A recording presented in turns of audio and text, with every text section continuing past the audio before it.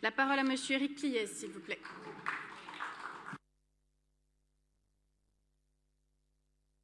Monsieur le maire, c'est à vous. Merci. C'est vrai que c'était 1 minute, c'était court.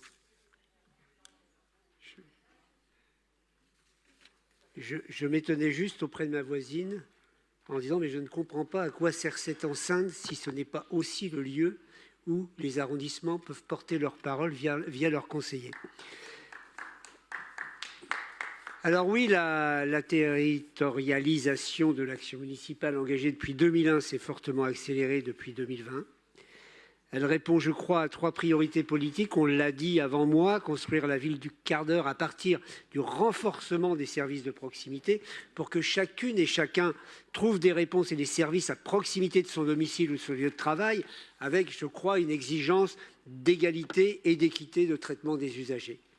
Un deuxième point, c'est gagner en efficacité, en réactivité sur le pilotage local des services municipaux grâce à l'autorité fonctionnelle du maire sur les services déconcentrés. Je crois que cette autorité fonctionnelle, aujourd'hui, elle n'est plus une hypothèse de pure forme, mais une réalité dans le quotidien.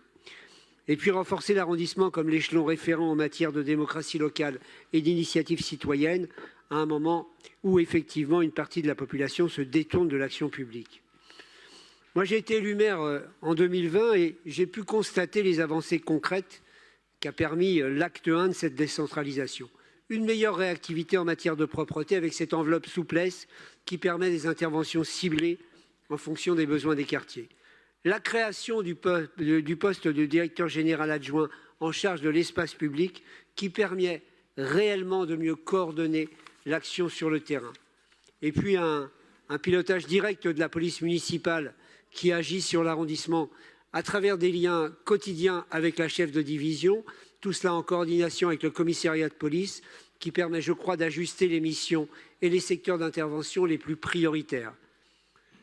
Dans le 20e, c'est visiblement une politique qui a produit des résultats, puisque le Parisien nous classait comme l'arrondissement le plus sûr de Paris en 2024. Et je pense que le référent désigné prochainement sera une figure de proximité appréciée par les habitants.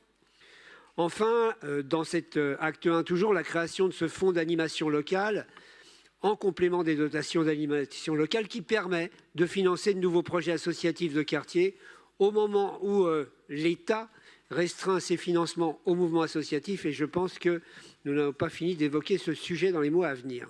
Alors oui, je me réjouis que la ville engage un acte 2 avec plusieurs mesures qui vont renforcer l'efficacité du service public municipal au quotidien.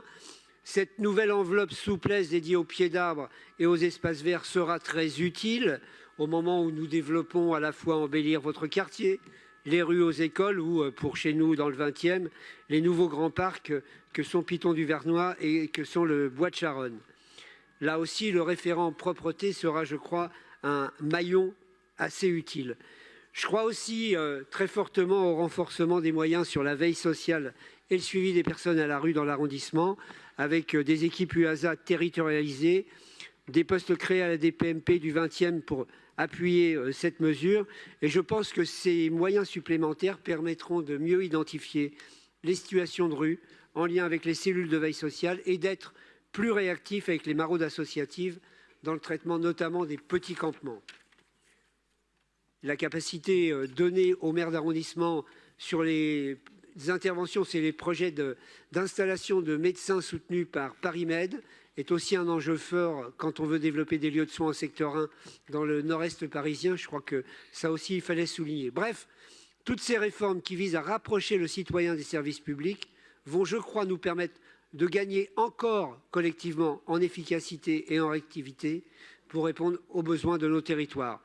Quand certaines et certains voudraient affaiblir les maires d'arrondissement, rétablir une verticalité de l'action municipale, nous faisons le pari de la proximité, de la décentralisation et du pouvoir d'agir local. Merci.